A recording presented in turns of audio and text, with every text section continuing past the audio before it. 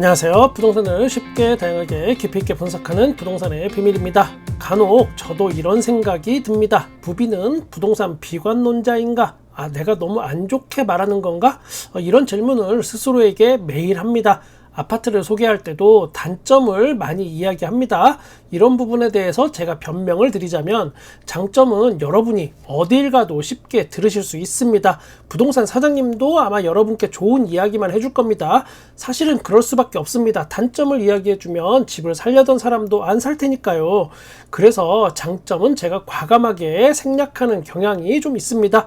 대단지가 좋고 남향이 좋고 역세권이 좋고, 이런 기본적인 점은 여러분도 이미 충분히 스스로 데이터를 인지하실 수 있기 때문에 제가 그런 거는 과감하게 패스하는 겁니다. 뻔한 이야기 말고 쉽게 접하기 어려운 걸 최대한 여러분께 전달하고자 노력합니다. 부비는 절대 부동산 비관론자가 아니며 안 좋은 것만 또 골라서 이야기하는 게 아님을 다시 한번 말씀드리겠습니다. 오늘 영상은 이번 주에 분석했던 서울 아파트들 모음집입니다. 행복한 주말 보내세요, 여러분. 오늘은 동대문구 아파트 하락 거래 상황을 살펴보겠습니다. 4주 만에 알아보네요. 동대문구 먼저 답심리동으로 갑니다. 레미안 미드카운티 33평이 12억 4천만 원에 최근 거래가 됐습니다. 1009세대 규모이고 2018년 아파트입니다. 여기는 역세권이 확실하게 아닙니다. 애매한 위치이지만 몇 가지 호재를 계속 등에 업고 꾸준히 이 동네에서 센 척하기는 하고 있는 그런 곳입니다. 일단 청량리역 개발 호재를 계속 등에 업고, 그리고 또 면목선 경전철이 이 주변을 지나갈 예정이고, 거기에 전농 8구역 바로 옆에 재개발도 대기 중이라 본인이 가진 것에 비해서 부동산 뜬구름으로 가격대를 유지하고 있습니다. 신기하게도 또 그게 시장에서는 먹힌다는 이 아이러니함을 동시에 가지고 있기도 합니다. 이런 아파트 단지 같은 경우 엑시트 타이밍을 잘 잡아야 합니다. 출구 전략 어떻게 짜느냐 미리 짜고 들어가야 합니다. 이 동네는 신축급 대단지가 지금 현재 몇 개 없어서 그 희소성으로 버틸만 하지만, 이제 10년 차가 넘어가게 되면서부터는 구축 취급을 받는 순간 언제든 모든 리스크에 노출될 수 있습니다. 지난 최고가는 여기가 15억 5천만 원이었으며 최고가 대비해서 현재 마이너스 3억 1천만 원 하락했고, 하락률은 현재 마이너스 20%입니다. 레미안 위브 26평이 10억 1천만 원에 최근 거래가 됐습니다. 2652세대 대단지이고 2014년 아파트로 이제 여기가 10년 차에 본격적으로 들어섰습니다. 이 아파트도 어느새 이 동네 대단지, 그리고 유일무이한 신축 아파트로서의 지위를 누리고 있던 양대 산맥이 있었죠. 그 중에 하나가 바로 이 레미안 위브이고, 나머지 하나가 레미안 크레시티 요겁니다. 이 둘은 엄연히 생활권이 다릅니다. 크레시티는 청량리 역세권 요쪽 생활권이고, 레미안 위브는 이 밑으로 남쪽으로 답심리역 역세권 생활권입니다. 이제 10년 차가 넘어가면서 구축 아파트 소리를 이제 점점 듣게 될 거고, 그러면서 이 둘 간의 운명도 이제 서서히 갈릴 겁니다. 저는 과감하게 여기보다는 크레시티의 손을 번쩍 들어주겠습니다. 이유는 크레시티는 비교적 평지에 있고 청량리역 역세권이라는 점이 어쨌든 계속 구축이지만 작용할 겁니다. 레미안 위브도 여기 답심리역에서 가려면 여기는 또 상당한 오르막입니다. 케토톱이 여러분의 관절 염증을 캐낼 수는 있지만 집값을 캐낼 수는 없습니다. 둘 다 학구는 서울의 평균 이하라는 거, 요런 거 이야기하는 거 제가 또 깜빡했네요. 지난 최고가는 12억 6천만 원이었으며 최고가 대비해서는 2억 5천만 원 지금 하락한 가격입니다. 하락률은 마이너스 19%입니다. 답심리동 마지막 하나 더 볼까요? 답심리 두산이브 25평이 최근에 8억 5천만 원에 거래가 됐습니다. 516세대 여기 미들급 규모이고 2006년 아파트로 곧 20년 차에 이제 들어갈 차례가 됐습니다. 답심리역에서 가장 가까운 아파트라는 장점, 그리고 주변 아파트들에 비해서는 비교적 평지에 위치해 있다는 점 때문에 관심을 받았지만, 여기 냉정하게 말씀드리면 아파트 단지 주변 환경이 깜짝 놀랍니다. 당장 후문으로만 나가봐도 깜짝 놀라실 거예요. 여기 지난 최고가는 10억 9,700만 원이었으며 지금은 최고가 대비해서 마이너스 2억 5천만 원 하락한 금액이고, 하락률은 마이너스 22%입니다.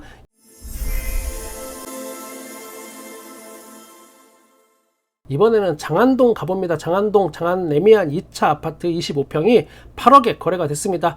1786세대 대단지이고 2007년 아파트입니다. 여기는 정말 서울에서 보기 드물다는 완전 비역세권입니다. 그럼에도 또 여기만의 세계가 분명히 존재하기도 하는 그런 곳입니다. 바로 학군인데 사립학교인 은석초등학교 그리고 동대부중 고등학교가 있기 때문에 그렇습니다. 얼핏 여러분이 이해가 안 가실 수 있는데 동대문구하고 그 옆에 중랑구 이 지역은 학군이 상당히 안 좋습니다. 그렇기 때문에 이 주변에서 학구열이 높은 분들께는 이 동네가 학군의 성지처럼 되어 있습니다. 그러니까 노원구 아니면은 강남구 대치동 아니면은 목동 이런 데로 이사를 가기 어려운 사정인 분들은 차라리 이 동네에 계속 머물러 있죠. 덕분에 아파트 가격이 여러분께서 쉽게 납득이 되기 어려운 수준일 수도 있습니다. 비역세권인 점인데도 불구하고요. 이 주변이 또 그리고 한때 유흥가로 유명했었는데 이제는 사실 다 거의 다 정리가 됐습니다. 네, 여기가 바로 그 장안동 경남호텔 라이트클럽 주변 거기 맞습니다. 요즘 대한민국이 정말 세대 간의 갈등이 굉장히 심해지면서 심각한 사회 문제가 되고 있는데 이 경남호텔 라이트는 30대부터 60대까지 세대 화합의 장이 열리면서 부킹이 지금은 경남 호텔도 사라지고 그 자리에는 아파트형 오피스텔이 들어서는데 아무튼 제 눈에는 미래가 밝지는 않습니다. 레미안 장안 2차 지난 최고가는 10억 2,500만 원이었으며 최고가 대비해서는 2억 3천만 원 하락했고 하락률은 마이너스 22%입니다. 이번에는 동대문구에서 빠질 수 없는 이문동으로 가봅니다. 이문 뉴타운이 앞으로도 분양할 게 남아있기 때문에 또 관심이 가긴 합니다. 이문 레미안 2차 아파트 24평이 최근에 7억 500만 원에 거래가 됐습니다. 648세대이고 2004년 아파트입니다. 휘경자이 디센시아, 이문 레미안 라그란데, 이문 아이파크 자이 등으로 둘러싸여 있습니다. 이 동네가 경희대 동동주하고 파전으로 유명했는데 세월이 지나니까 이제 이문 뉴타운으로 유명해지기도 하네요. 예전에 이 동네에서 멀쩡하게 생긴 놈이 입에 파전 물고 길바닥에 쓰러져 있었다면 99% 확률로 그런 동동주 먹고 취한 부비일 확률이 굉장히 이문 레미안 2차 24평 최고가는 9억 2천만 원이었으며 지금은 최고가 대비해서 2억 2천만 원 하락했습니다. 하락률은 마이너스 23%입니다. 이 동네 다른 아파트들도 다 비슷한 하락률을 보이기 때문에 이문동은 요 정도로 정리하겠습니다. 동대문구 최종 정리 들어갑니다. 전체적인 하락률은 마이너스 20에서 25% 사이에 위치합니다. 1, 2월 달보다는 지금 신고되는 가격들이 조금 상승한 듯 보이긴 합니다.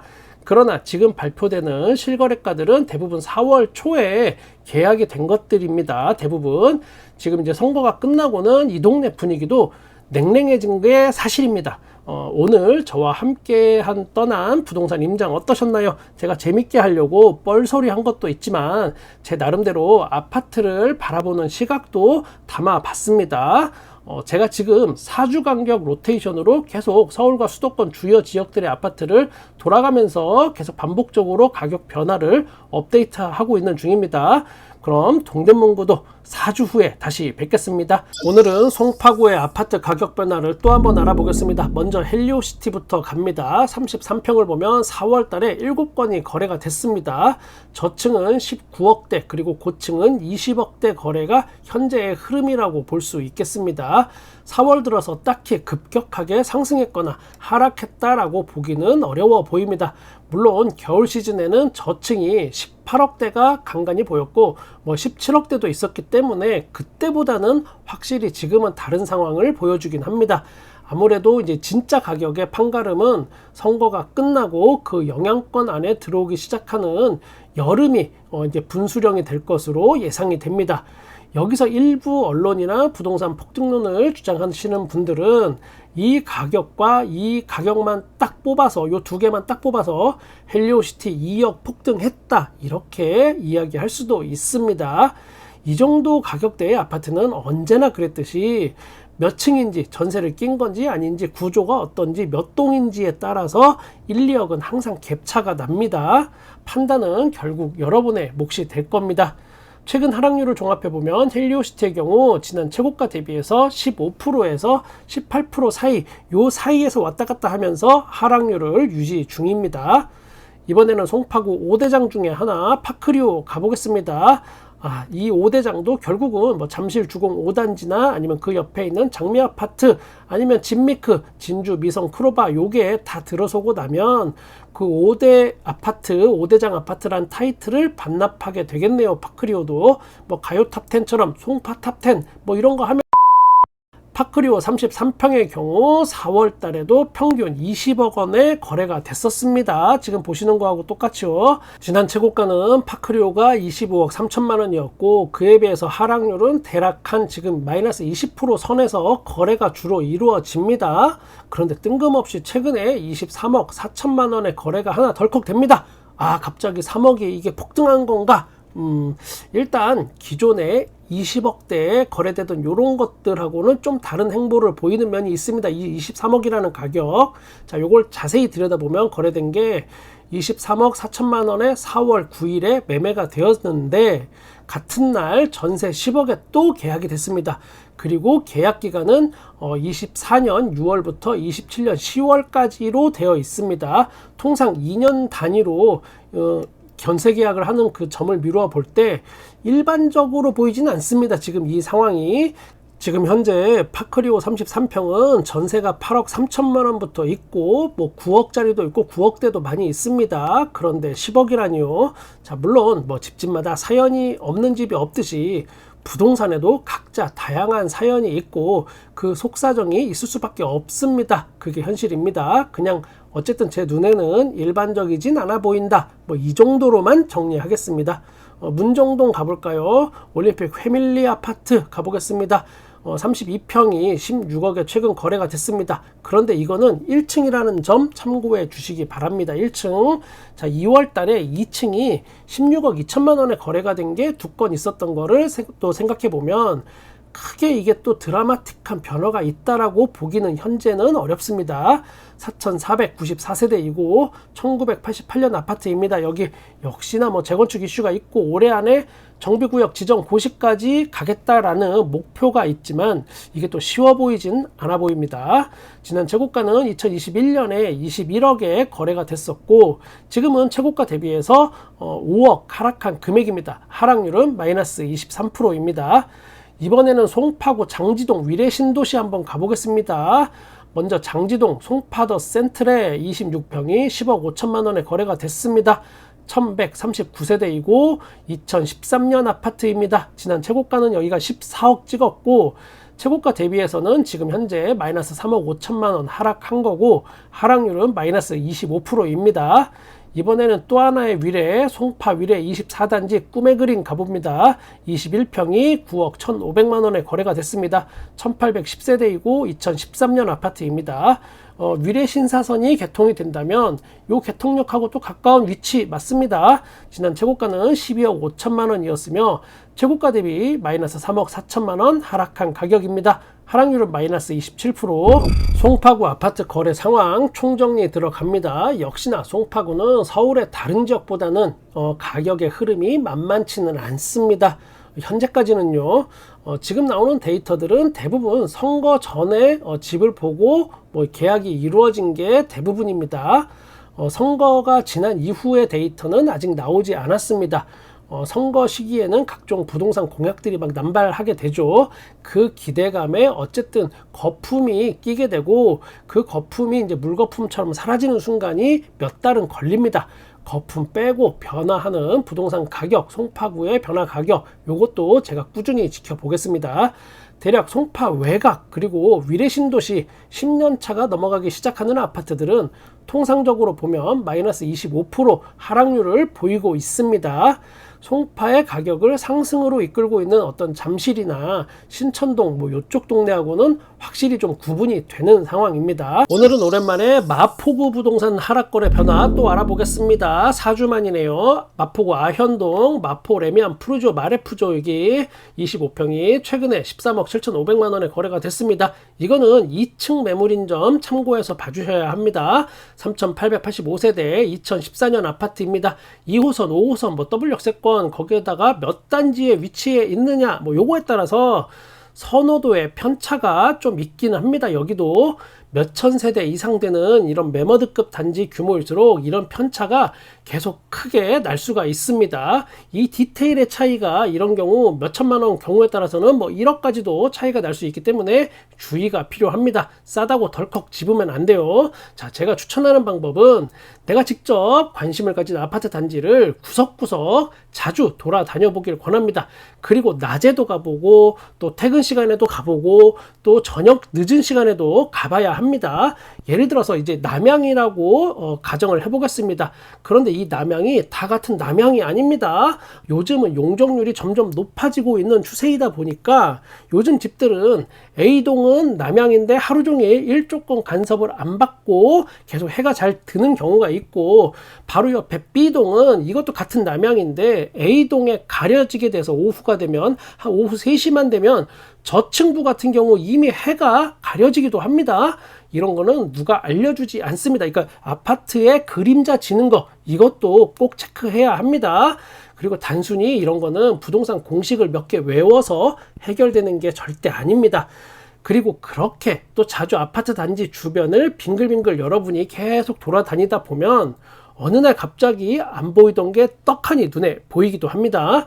지난 최고가는 25평에 17억까지 갔었고 지금은 최고가 대비해서 3억 3천만 원 하락했습니다. 하락률은 마이너스 19%입니다. 이번에는 아현동 마포 센트럴 아이파크입니다. 34평이 최근에 14억 5천만 원에 거래가 됐습니다. 497세대 미들급이고 2017년 아파트입니다. 여기가 뭐 세대수는 뭐 큰 편 아니지만 그래도 나름 뭐 입지는 괜찮은 편입니다. 살짝 언덕이긴 해요. 지난 최고가는 여기가 18억이었으며 최고가 대비해서 지금은 3억 5천만 원 하락한 금액이고 하락률은 마이너스 19%입니다. 자, 이번에는 마레프 남쪽에 위치한 레미안 공덕 3차, 4차, 5차 아파트들 거래를 모아서 보겠습니다. 이쪽 아파트들은 전용면적 59제곱미터가 몇 개 쭉 거래가 됐는데 12억 1천만 원부터 13억 2천만 원 요 사이에서 거래가 됐습니다. 하락률도 뭐 그러다 보니까 마이너스 11%에서 마이너스 19%요 사이입니다.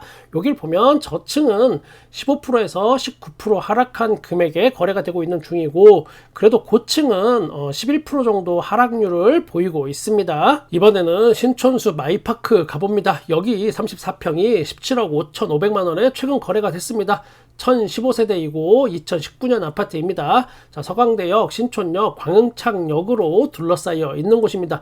여의도 진출이 뭐 용이하기 때문에 여기도 관심을 받던 곳입니다. 지난 최고가는 21억 7천만 원이었고 최고가 대비해서 지금은 마이너스 4억 2천만 원 하락했습니다. 하락률은 마이너스 19%. 마포구 아파트 하락거래 상황 정리 들어가겠습니다. 마포구는 마포 레미안 푸르지오 여기 마레프를 중심으로 그 주변은 평균 대략 한 15% 정도 하락한 상황을 현재 보이고 있으며 그 외 역세권에서 조금 멀어진 곳이나 아니면 구축이라고 할 수 있는 곳들은 마이너스 20% 이상 하락한 곳들이 눈에 많이 띕니다. 마포구 같은 경우에도 이 가격 변화에 지역마다 어느 정도 편차가 있으니까 그 부분은 항상 잘 참고하셔야 합니다.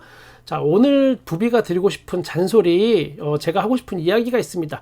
임장을 한 번, 두 번, 세 번만 하시지는 말라는 이야기를 전하고 싶습니다. 내가 만약 마음속에 찍어둔 아파트가 있다면 자주 가봐야 합니다.